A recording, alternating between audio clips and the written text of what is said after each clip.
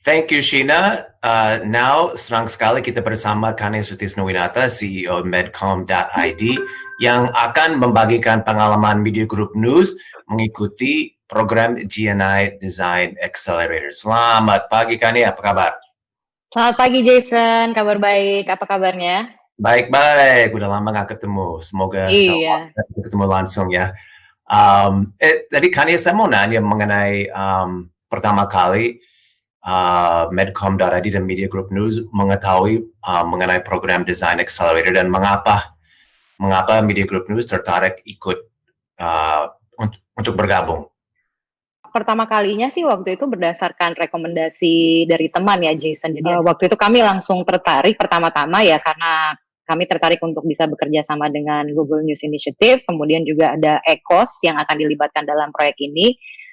Serta kemudian secara internal sebenarnya kami pada waktu itu juga menghadapi tantangan tersendiri, terutama dalam melakukan konvergensi antar unit usaha media yang ada dalam kelompok Media Group News. Jadi kami berpartisipasi dalam proyek ini tidak hanya dari Medcom.id tapi ada dari Media Indonesia, ada dari Metro TV, dan tentunya terutama di tengah kebutuhan kita untuk bisa beradaptasi dengan cepat gitu ya di tengah era digitalisasi sekarang ini. Dan kami membutuhkan pendekatan atau pemikiran baru dalam tentunya melayani juga kebutuhan dari audiens dan pembaca kami untuk bisa terus melahirkan inovasi-inovasi baru dan juga terutama untuk bisa beradaptasi dengan perkembangan teknologi yang ada gitu.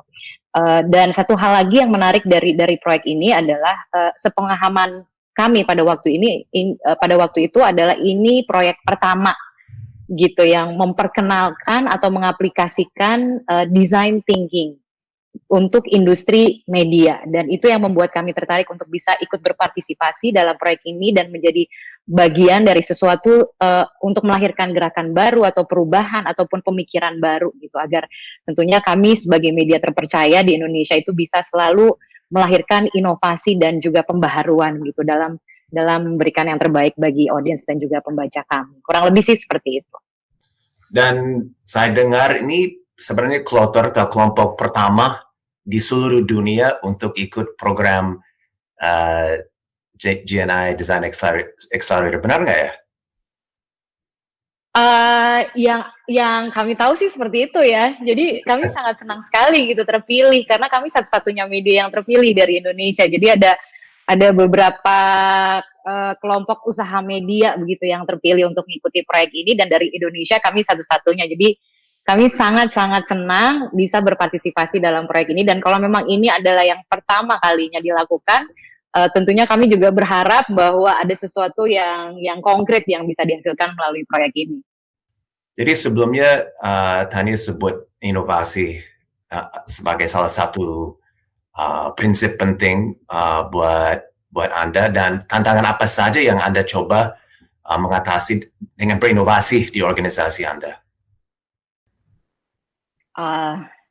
Tantangan terbesarnya bagi kami sebagai apa yang istilahnya legacy media begitu ya, kelompok usaha media yang sudah lama berdiri dan berkembang sedemikian rupa, dan kami bisa dikatakan memiliki semuanya begitu ya. Kami punya cetak, kami punya TV, kami punya online dan lain sebagainya, dan sebenarnya ini merupakan modal besar bagi kami. Tapi di sisi lain yang menjadi tantangan bagi organisasi sebesar yang kami miliki saat ini tentunya adalah complacency.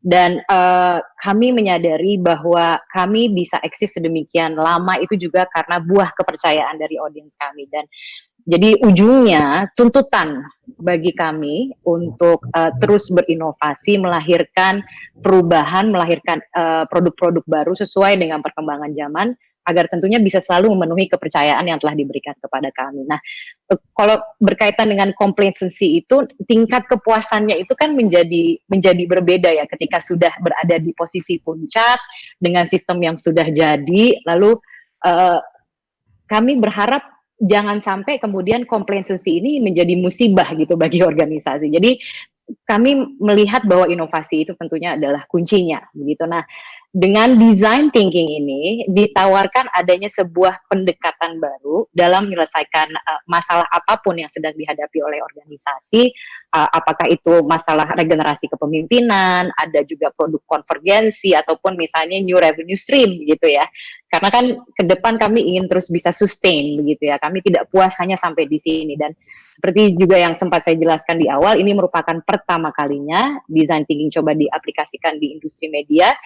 Walaupun yang saya ketahui sudah berhasil diaplikasikan untuk industri yang lain, dan kami berharap tentunya ada sesuatu begitu yang bisa kami peroleh melalui pengalaman ini, dan yang terpenting metode ini memungkinkan bagi kami untuk bisa terus fokus pada kebutuhan audiens dalam menyelesaikan masalah apapun yang sedang dihadapi oleh organisasi. Jadi itu sesuatu yang menarik sekali bagi kami. Berarti ini sebenarnya kalau Kania tadi bilang Media Group News adalah sebuah organisasi legacy. Kalau nggak salah, Media Group News udah mau 20 tahun ya?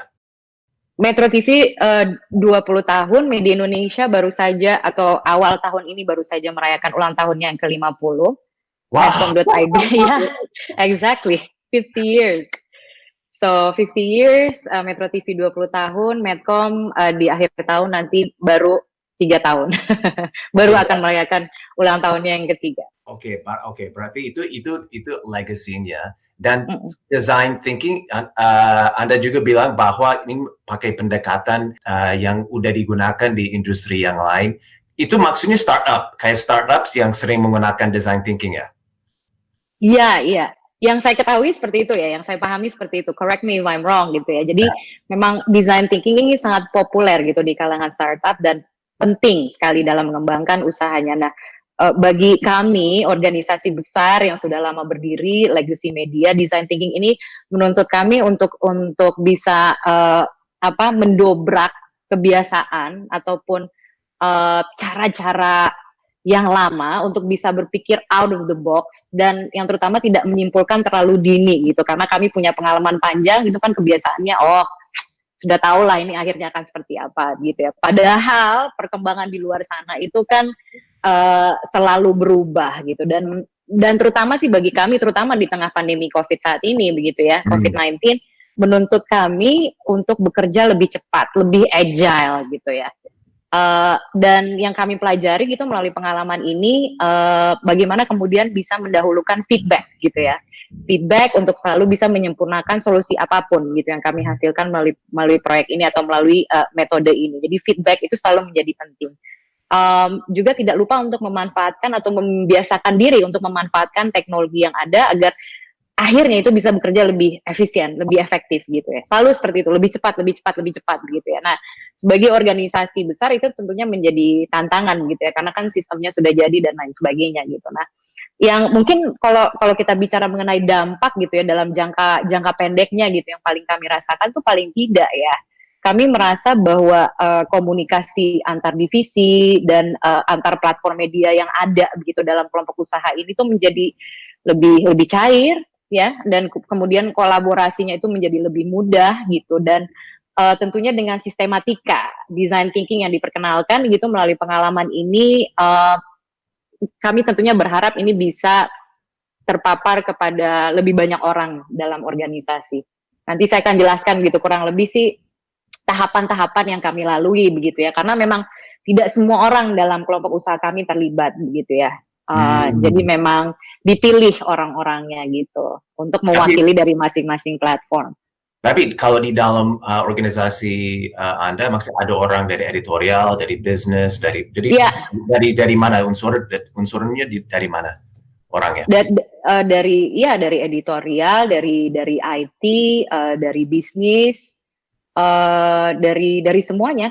Tapi yang paling utama sih 3 itu, dan lintas kelompok usaha gitu ya. Ada yang dari cetak, ada yang dari TV gitu, ada yang dari online gitu. Nah, masing-masing yang mewakili itu ada dari redaksinya, ada dari bisnisnya juga, ada dari IT gitu, dan lain sebagainya. Dan tadi dan top manajemennya juga terlibat ya. Seperti itu ya, termasuk Anda ya. Termasuk Anda. Itu kalau kamu tadi kamu sebut feedback itu penting. Feedback itu dari mana feedbacknya? Feedback itu terutama dari bisa dari eksternal, bisa dari internal. Jadi tergantung apa solusi atau apa misalnya produk ataupun sistem yang sedang kami upayakan untuk dikerjakan melalui design thinking ini, melalui pendekatan design thinking ini. Tapi kecenderungannya selama ini kami ada pengabaian gitu dari soal feedback ini ya. Jadi artinya feedback itu bisa saja datang dari audience, feedback itu bisa saja datang dari karyawan gitu ya. Jadi feedback itu bisa dari top management, dari karyawan atau dari luar gitu, dari klien, dari audience gitu. Jadi ketika kami merancang sesuatu, apakah itu produk baru atau revenue stream baru ataupun sistem baru, feedback itu menjadi penting gitu ya, untuk kemudian apapun yang sedang kami kembangkan itu bisa selalu diperbaiki, disesuaikan dengan kebutuhan yang memang diperlukan gitu. Jadi tergantung gitu sebenarnya. Tapi harus dua arah, nggak boleh top down aja. Harus dua arah, karena design thinking itu pada prinsipnya adalah fokusnya adalah pada manusia gitu. Pendekatannya itu adalah pendekatan manusia gitu. Bagaimana kemudian manusia ini dilibatkan gitu dalam menghasilkan solusi yang dibutuhkan untuk organisasi. Gitu. Jadi feedback itu selalu. Anda sebagai seorang pemimpin di sana harus terima feedback dari kalangan yang lain juga di situ. Kalau nggak setuju Iya, betul. Transparan gitu. Jadi semuanya it's all very transparent, which I like very much about this experience ya. Kan kita bicara hal konkret sekarang ya. Sudah berapa lama Anda mengerjakan proyek ini dan hal konkret yang apa saja yang Anda sudah lakukan? Sudah berapa lama? Sudah cukup lama sih, Jason. Ini proyeknya kalau nggak salah itu dimulai akhir tahun lalu ya, sekitar bulan September 2019 dan harusnya berlangsung sampai dengan akhir tahun ini. Dan saat ini kita tengah memasuki tahap kedua dari proyek ini. Dan pada tahap pertama di mana saya ikut terlibat secara aktif gitu ya, kami melalui proses workshop proses pengenalan mengenai design thinking ini berlangsung kurang lebih 3 hari kalau saya tidak salah, di mana kemudian di tahap itu kami mengenal lebih jauh atau belajar tentang design thinking sekaligus juga menganalisa atau mengidentifikasi masalah gitu yang sedang dihadapi oleh organisasi, yang kemudian itu dilanjutkan dengan tahapan design accelerator selama kurang lebih 5 hari, hampir seminggu, di mana kami kemudian bekerja dalam kelompok yang lebih besar untuk menghasilkan solusi atas masalah yang sudah teridentifikasi di 3 hari pengenalan mengenai design thinking ini.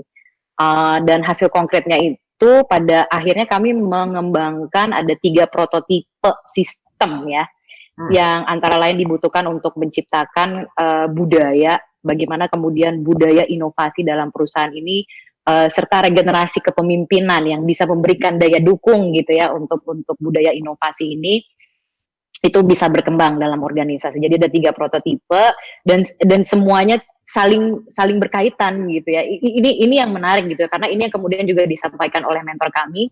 Walaupun kami bekerja dalam kelompok gitu ya, kelompok lebih kecil. Jadi di 3 hari pertama pada saat pengenalan itu kelompok yang lebih besar gitu, ada kurang lebih 20 orang. Kemudian di-reduce gitu ya, dikurangi menjadi berapa ya, 10 orang yang kemudian dibagi lagi menjadi 3 kelompok yang berbeda.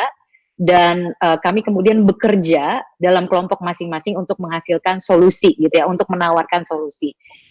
Maka hasilnya adalah 3 prototipe tersebut.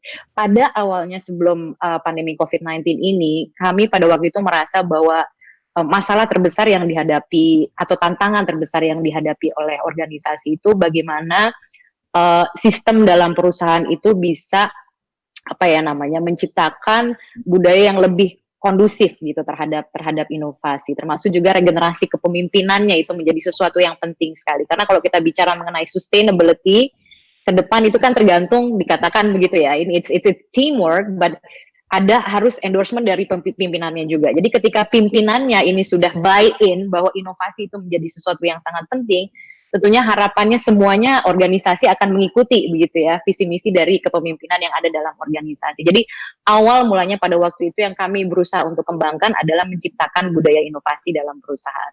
Nah, tiga prototipe yang kami hasilkan ini semuanya ternyata saling berkaitan. Jadi ada 2 aplikasi prototipenya dan 1 creative lab gitu. Kurang lebih seperti itu. Saya tidak mau terlalu detail ya, tapi karena dalam dalam perkembangannya kemudian berubah lagi gitu karena ada Ya, pandemi COVID-19 ini gitu ya. Tapi yang konkret adalah itu gitu. Dan memasuki tahap kedua ini, prototipe itu kemudian dari 3 itu kami pilih salah satu di antaranya untuk kemudian dikonkretkan menjadi sebuah produk yang akan kami gunakan gitu dalam organisasi gitu. Anda bilang ini mulai September 2019. Yeah. Berarti waktu itu udah mulai in person ya, udah ketemu langsung sama. Yeah, it's physical. Iya. Jadi dari Ecos datang ke Indonesia pada waktu itu untuk memimpin workshopnya. Berarti sekarang semuanya harus online, semuanya udah mulai berubah total maksudnya programnya. Iya, harus online kan, seperti sekarang ini gitu, harus membiasakan diri. Ada tantangan baru lagi ya, gara-gara COVID ini? Iya sih, tantangan terbarunya itu adalah karena kan dari 3 prototipe itu yang kemudian kami pilih untuk kami kembangkan atau kami elaborasi, wujudkan lebih lanjut gitu dalam tahap kedua ini kan Creative Lab ya, gitu. Creative Lab dan rancangan awalnya Creative Lab ini adalah Creative Lab yang ada secara fisik gitu kan, yang ada ruangannya gitu dan ada tempatnya untuk bertemu, ada tempat untuk bertemu secara fisik gitu ya. Tapi kemudian dengan datangnya pandemi COVID-19 ini kami harus merancang ulang begitu ya. Ide dasarnya sih tetap kami pertahankan gitu ya, bahwa Creative Lab ini sesuatu yang kami butuhkan, terutama untuk menyikapi pandemi COVID-19 ini yang tentunya membuat industri media itu harus berpikir ulang gitu kan, bagaimana kita beradaptasi dengan ini. Mungkin kalau buat saya di medcom.id itu lebih mudah adaptasinya karena online, jadi memang sudah lebih terbiasa, tapi mungkin buat TV dan juga cetak ini menjadi tantangan tersendiri. Jadi kami kemudian memilih tetap mengembangkan prototipe Creative Lab ini, tapi kemudian disesuaikan dengan perubahan yang ada, bagaimana Creative Lab ini bisa dilakukan secara virtual gitu. Ujung-ujungnya nanti produk-produk dari Creative Lab ini ya harapan dari kami adalah untuk bisa melahirkan produk-produk ataupun sistem baru gitu ya dalam menghadapi pandemi COVID-19 ini gitu. Itu di tahap kedua yang sedang kami kerjakan sekarang ini. Oke, itu tahap kedua ya, yang masih jalan. Masih jalan. Oke. Dan sempat mundur juga gitu. Beberapa minggu. Tapi kami sangat senang sekali bahwa akhirnya kami bisa semuanya beradaptasi, dan walaupun sekarang tim Ecos tidak bisa datang ke Indonesia gitu ya untuk memandu tahap kedua ini, tapi ya kami kemudian melakukannya semuanya dengan jarak jauh gitu. Ya, dan untuk yang nonton hari ini nanti kami juga akan memberikan details kalau misalnya ada yang ingin hubungi Ecos, nanti kita kasih emailnya dan contact person di sana yang bisa dihubungi. Hanya mungkin 2 pertanyaan lagi nih. Pembelajaran pribadi setelah mendapatkan pengalaman ini seperti apa buat Kania sendiri? Saya kan mengikuti tahap pertama secara aktif gitu, termasuk salah satu yang ikut dalam kelompok dari awal sampai dengan akhir gitu ya, dan bukan pengalaman yang mudah loh Jason. Jadi saya benar-benar dipaksa gitu ya untuk memahami sebuah metode baru yang namanya design thinking ini dalam hitungan 3 hari. Dalam hitungan hari, kemudian juga mengikuti design accelerator-nya dalam hitungan hari juga gitu ya, untuk menghasilkan solusi ataupun ya paling tidak prototipenya dulu gitu, sesuatu yang konkret yang bisa saya simpulkan gitu ya setelah melaluinya itu sangat menyita tenaga and takes a lot of your brain cells as well gitu. I mean, it was grueling benar-benar, but I mean it was the best experience ever because karena workshopnya itu kan juga dipandu sedemikian rupa gitu ya, jadi menyenangkan, ada games dan lain sebagainya gitu ya. Dan terutama sih karena saya sendiri juga baru bergabung di medcom.id ya, selama ini kan saya lebih banyak ada di TV gitu, jadi pengalaman ini tuh sangat membantu sih bagi saya gitu ya, dalam ya paling tidak tuh untuk menumbuhkan budaya inovasi gitu dan juga kolaborasi gitu ya.